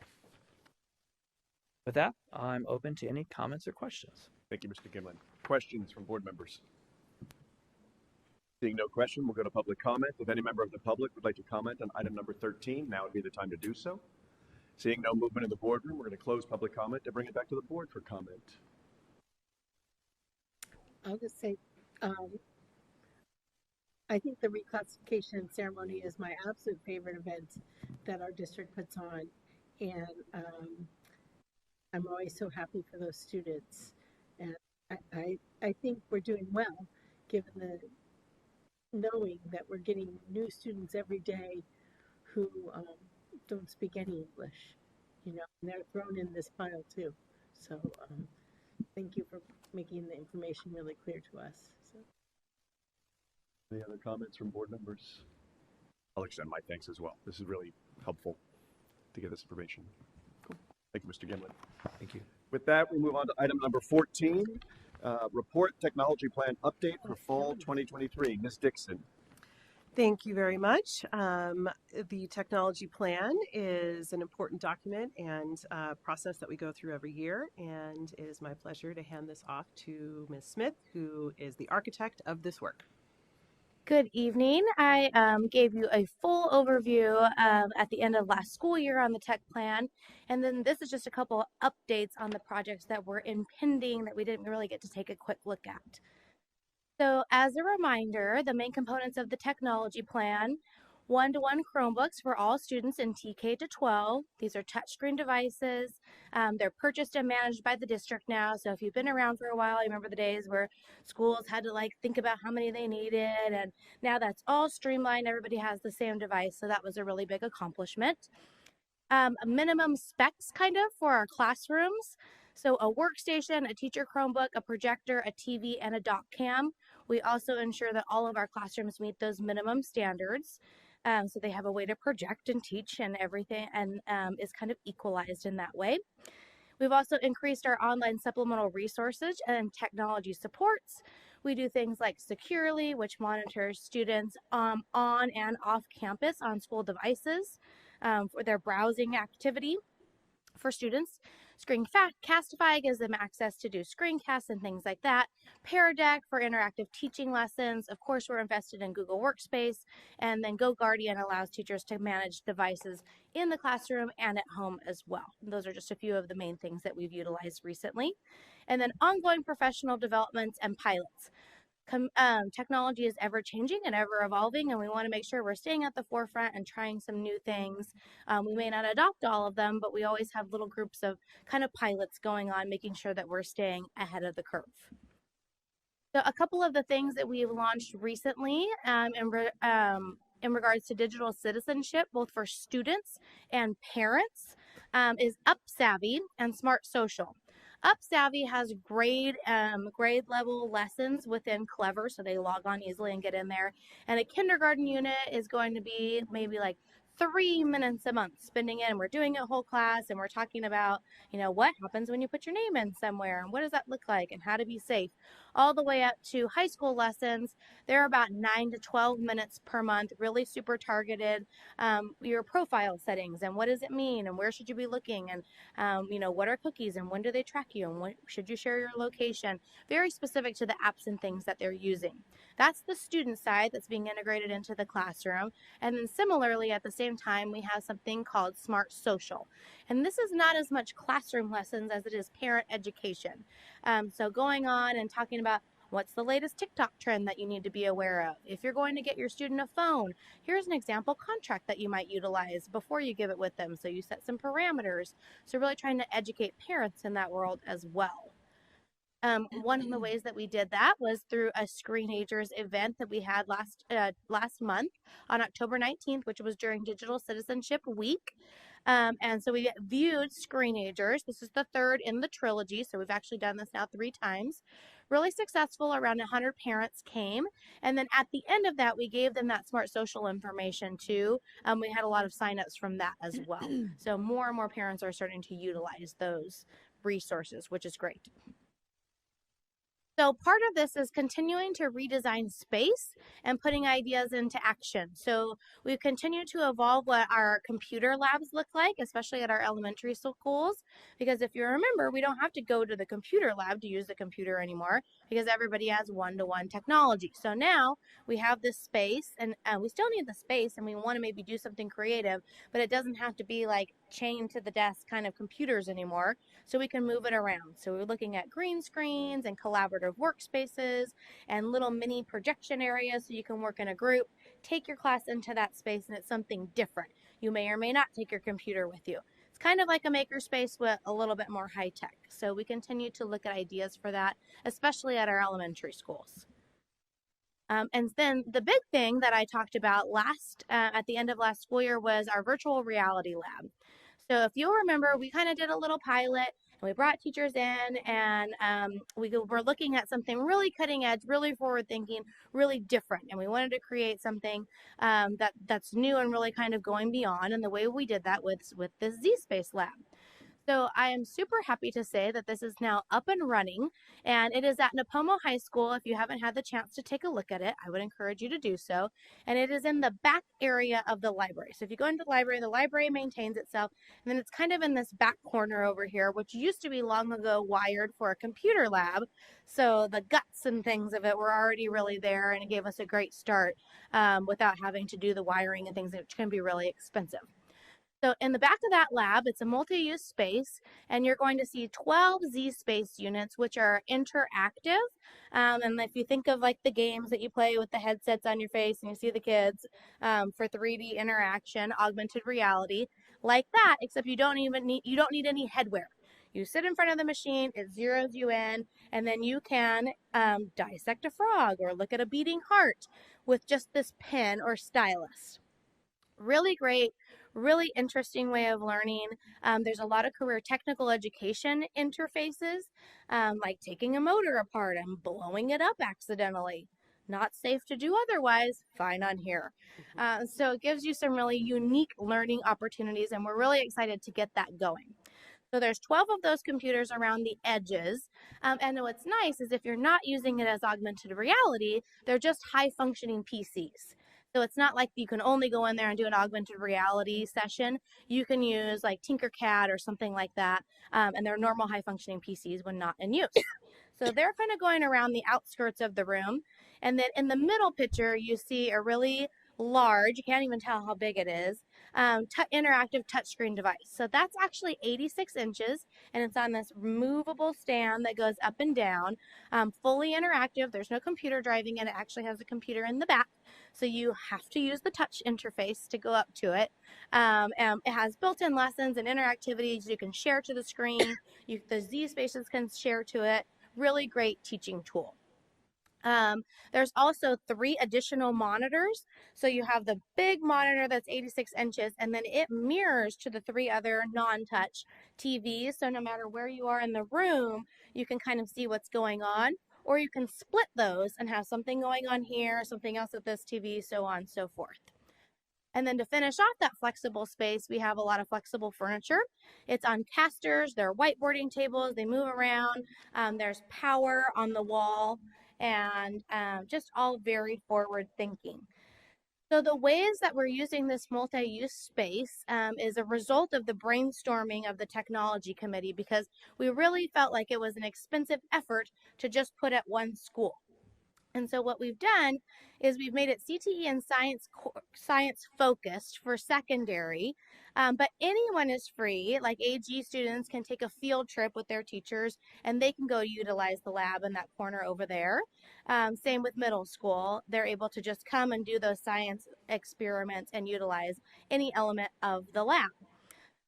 It's also a versatile space for our elementary students because we've set it up in such a way, and I don't think one of these pictures shows, but after the big 86-inch screen, there's like a rug at the bottom too, like you might see in a primary classroom, but a little bit muted. It has circles and not alphabet because it's on a high school campus, but still has spots to sit. And the thought there, and what we're working on right now, is hosting field trips. And NAPOMO, if you'll remember, actually it hosts the education courses for CTE. They have the intermediate and advanced CTE courses for education. And right now, that picture at the far right are the kids in the education classes learning how to take this and present lessons. And what they're going to do is focus on 5th grade science, which is the solar system. And next semester, they'll be inviting 5th grade teachers to come in, and the students in the education pathway will be utilizing the lab to teach those lessons. So it's a really interesting space. It's something different that we haven't done before, and we're really excited to have it actually finished and now launched and serving our students this year. So with that, I'm just going to sum it up that the LMUSD Educational Technology Plan provides a framework to design, build, and sustain a comprehensive learning environment focused on enhancing student success through digital learning. It's ever evolving, and that's why we're just coming to you with updates, because last time these were things that are in progress that now are starting to actually take hold, and we're really excited to have the opportunity to share them with our teachers and students. So if you have any questions, I would be happy to answer them. Thank you, Ms. Smith. Questions from board members? Ms. Martin. I have a couple questions. On your main components of the technology plan, one of your first slides, the first one was about students, one-to-one computing, and you're saying devices purchased and managed by the district. So we're no longer having the students buy them. Do the students buy insurance? So if they drop them, sit on them, throw them in the pool, lose them? Yes. So we do offer optional Chromebook insurance, and we see secondary students primarily taking advantage of that because their devices are going back and forth home to school. In elementary school, they're still the class set in the classroom. Got it. And what I meant by managed by the district, at one point in time, the sites had to be like, well, I think we need 62 more. And this site had to be like, we need 12, and we're getting different kinds. And now that's all been streamlined, and the district manages the purchasing. So they're all similar experiences. But all the troubleshooting does still go with each site. Yeah, the IT techs are still at their sites, just as they were before. And as part, even, are we still providing like hotspots for low-income families and those kind of things? Yes, we provide those on an as-needed basis. Yeah. Okay. And then second question is the classroom technology standards. A workstation for a teacher, is that a laptop or a desktop or a choice? At this point, it's generally a desktop computer. We have some that function only on Chrome, and so we give them the option if they're ready to do that. But if they're more comfortable having the regular desktop, we still budget for that. Because a teacher Chromebook, that's very limiting. It's what? Very limiting. Oh yeah, no one has, unless they have for some reason chosen to, only a Chromebook. They have a Okay, 'cause workstation that's- and then they have a Chromebook. Okay, because that was Yes, me. they're not the same thing. Teacher Okay. workstation, permanent, Chromebook, mobile. Great. Yes. Thank you. You're welcome. Ms. Naomi Bernier. What's the turnaround on time when a teacher is requesting for a Chromebook replacement? That varies by site, but we have spares at the district office. And so we have a little process where they're like, uh-oh, one is broken. They put in a work order. IT comes and picks it up, and they deliver it back to their site. So we don't have to like order one. We have to get it from the district and take it back to the site. I see. And so does the library carry a Chromebook replacement? Generally, library is stocked with some spares as well.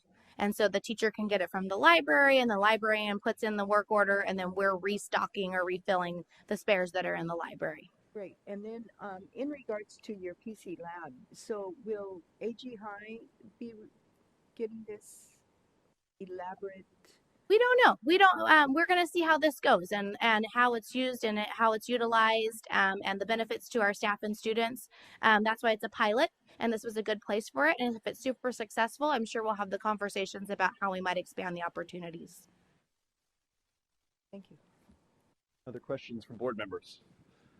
Being none, we'll go to public comment. If any member of the public would like to comment on item number 14, now would be the time to do so. Seeing no movement in the boardroom, I'm going to close public comment and bring it back to the board for comment.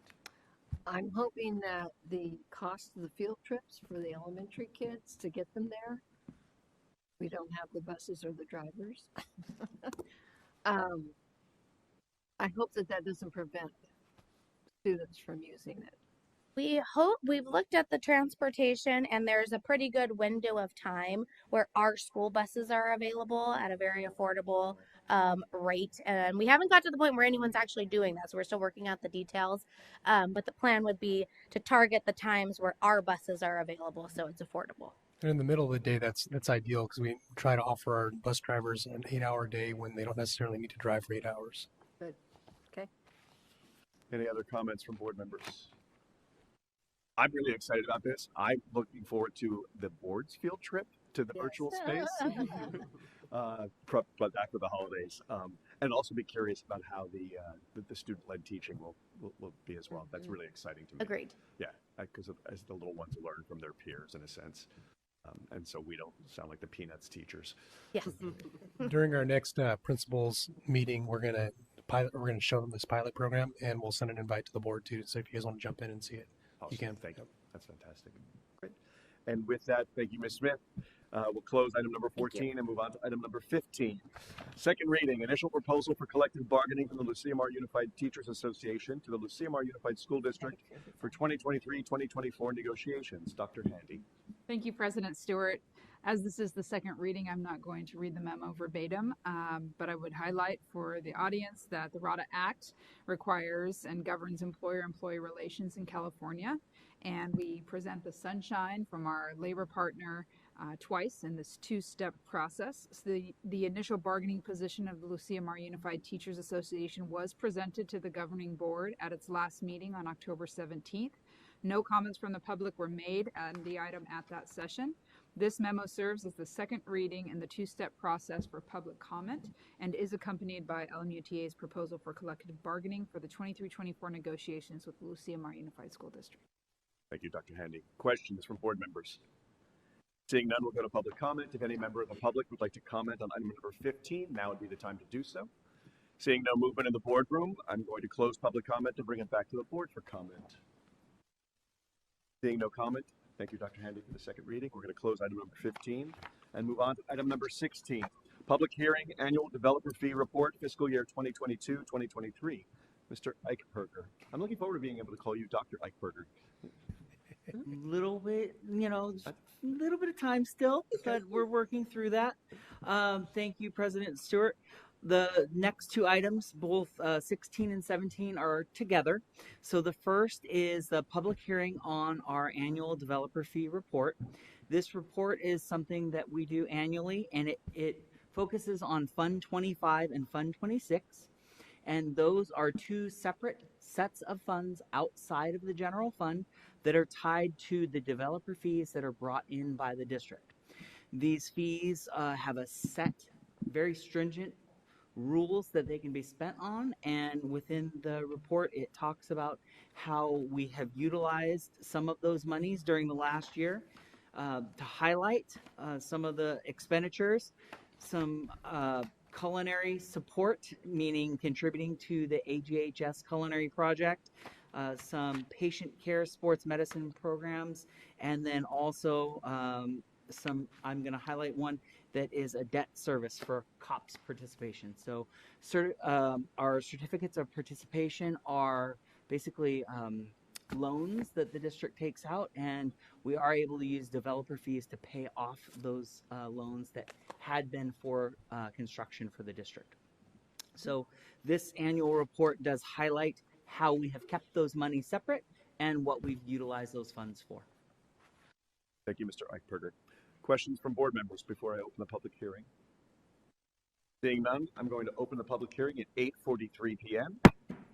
If any member of the public would like to comment on the annual developer fee report from fiscal year 22-23, now would be the time to do so.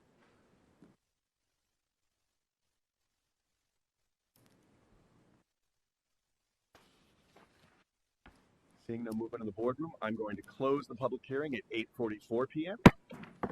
and move on to item number 17. Approval, annual developer fee report and adoption of resolution A-2324-10, resolution of the Board of Education of the Lucia Mar Unified School District adopting the findings contained in the annual developer fee report, fiscal year 22-2023. Mr. Eichberger. Thank you, President Stewart. This is the matching pair. So this is the actual resolution that the board would adopt, saying that we have followed those statutory guidelines. Thank you, Mr. Eichberger. Any comments or questions from board members? Great. We'll open up public comment on this for item number 18. If any member of the public would like to comment on item number 18, the resolution, now would be the time to do so. Seeing no movement in the boardroom, we're going to close, or number 17, sorry. I'm going to close public comment and bring it back to the board for comment. Mrs. Mayor. I just want to appreciate table number 3. I think that's the first time we've seen that presented in that fashion, and it's very helpful to see where the money is coming from and how much is, where it's going and what it's being spent on. Thank you for that. Huge thank you to Director Ms. Rhonda Siebert and her amazing support, as well as the business department, making sure that all of our pennies line up to the cent. Yep. Thank you. Any other comments on item number 17? Seeing none. I move approval, annual developer fee report and adoption to resolution A 2324-10, resolution of the Board of Education of Lucia Mar Unified School District adopting the findings contained in the annual developer fee report fiscal year 2022-2023. Okay. Motion by Martin, second by Candell. Roll call vote, please. Ms. Martin? Yes. Ms. Candell? Yes. Ms. Pham? Yes. Ms. Yes. Naomi Bernier? Yes. Mr. Stewart? Aye. Thank you. Motion passes. Thank you. Which brings us to item number 18, public hearing, adoption of resolution A-2324-11, conveying grant of temporary construction easement agreement affecting real property at Oceano Elementary School to Oceano Community Services District for stormwater capture and groundwater recharge project. Mr. Eichberger. Again, two board items that are coupled together.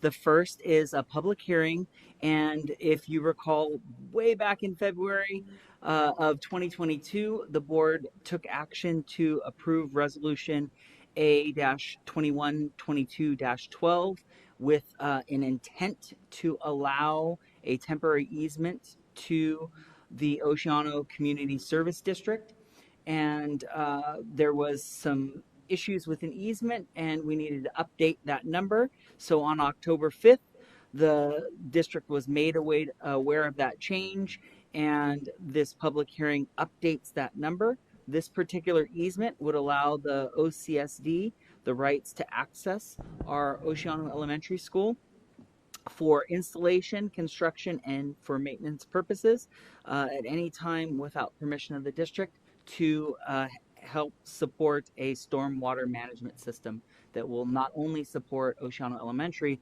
but will also support the whole neighboring community. Thank you, Mr. Eichberger. Questions from board members? Seeing none, we'll go ahead and open up this public hearing at 8:47 p.m. If any member of the public would like to comment on item number 18, now would be the time to do so.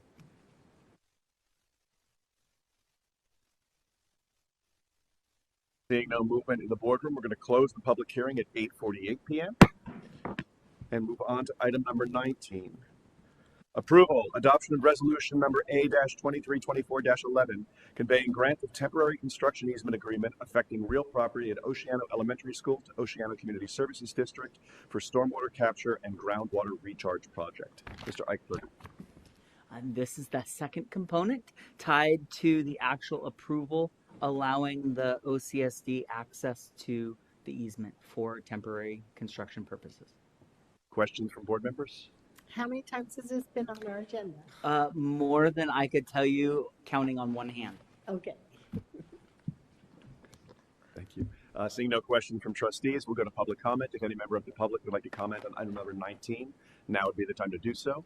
Seeing no movement in the boardroom, we're going to close public comment and bring it back to the board for final comment. Seeing no comment, I will entertain a motion for approval and adoption. I move we approve the adoption of resolution number A-2324-11, conveying grant of temporary construction easement agreement affecting real property at Oceano Elementary School to Oceano Community Services District for stormwater capture and groundwater recharge project. Second. Motion by Mayor, second by Martin. Roll call vote, please. Ms. Mayer? Yes. Ms. Martin? Yes. Ms. Naomi Grenier? Yes. Campbell? Yes. Ms. Pham? Yes. Mr. Stewart? Aye. Thank you. Motion passes. Thank you. Which brings us to item number 20. Approval, adoption of resolution A-2324-12 of the Board of Education of the Lucía Unified School District regarding declaring volunteers to be deemed as employees for purposes of workers' compensation pursuant to Labor Code Section 3364.5. Dr. Handy. Thank you, President Stewart.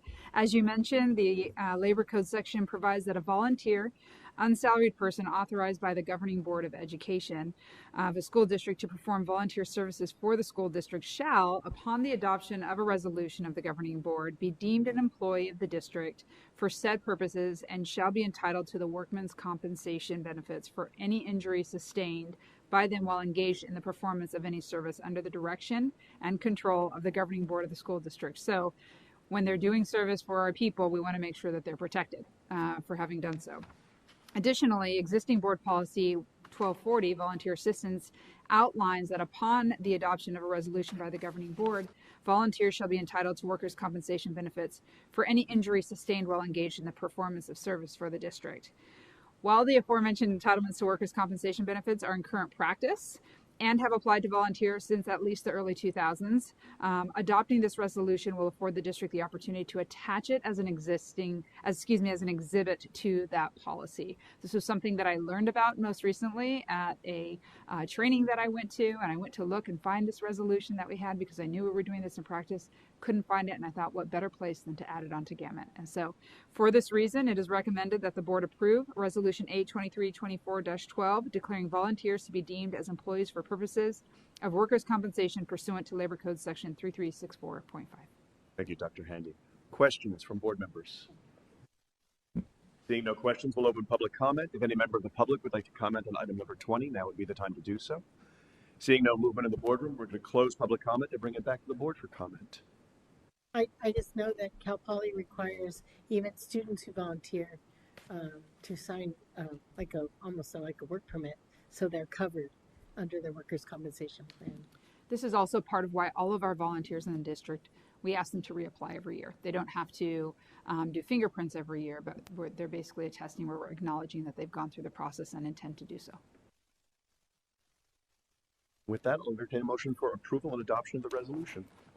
I move approval adoption adoption of Resolution A 2324-12 of the Board of Education of the CMR Unified School District regarding declaring volunteers to be deemed as employees for purposes of workers' compensation pursuant to Labor Code Section 3364.5. Second. Motion by Martin, second by Candell. Roll call vote, please. Ms. Martin? Yes.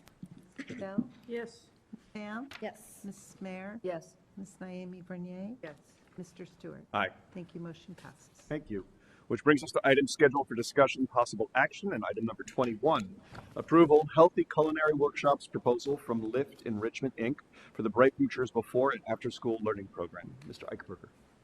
I just want to start off by saying not only do we have students that have become authors, our ELOP or ELOP program is looking for ways to expand and enrich student experiences.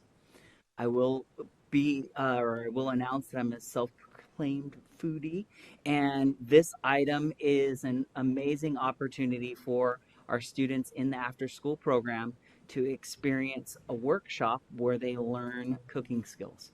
So the idea of how to saute, very important skill, especially if you want to be able to have those tasty meals with layers of flavor. This particular proposal allows for 120 workshops that will allow our after-school program students an opportunity to learn not only knife safety, but the nutritional components to the meal, where the meals originate, and then also to cook and enjoy said food. Thank you, Mr. Eichberger. Questions from board members? Ms. I'm Naomi also Bernier. a foodie, and thank you so much for that information. The kits, can you be a little bit more specific on the kits that we're providing?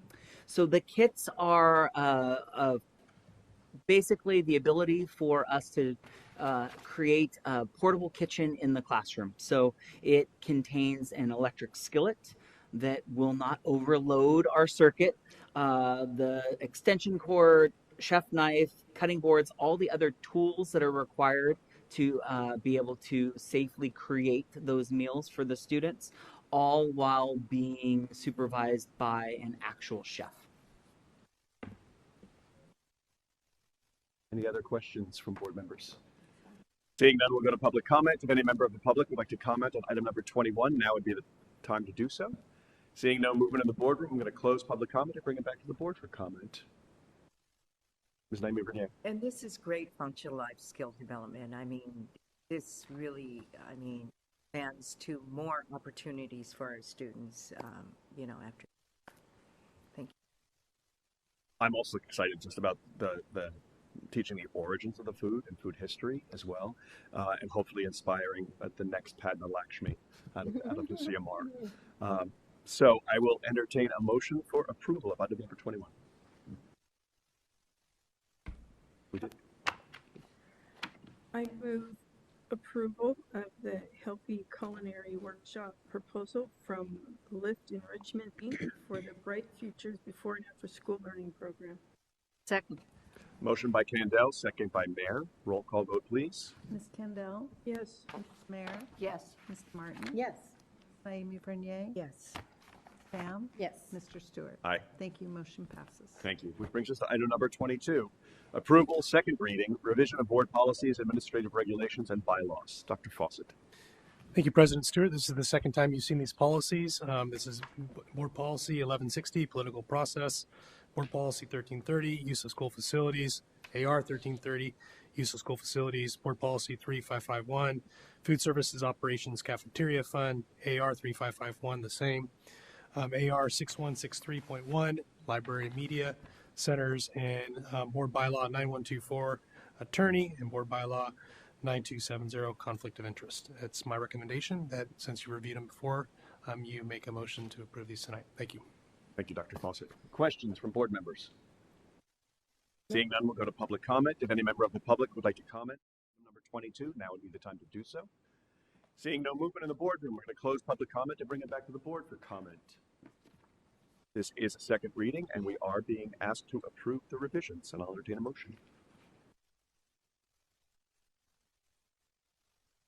I move approval of the second reading revisions of board policies, administrative regulations, and bylaws. Second. Motion by Mayor, second by Martin. Roll call vote, please. Ms. Mayer? Yes. Ms. Martin? Yes. Ms. Naomi Bernier? Yes.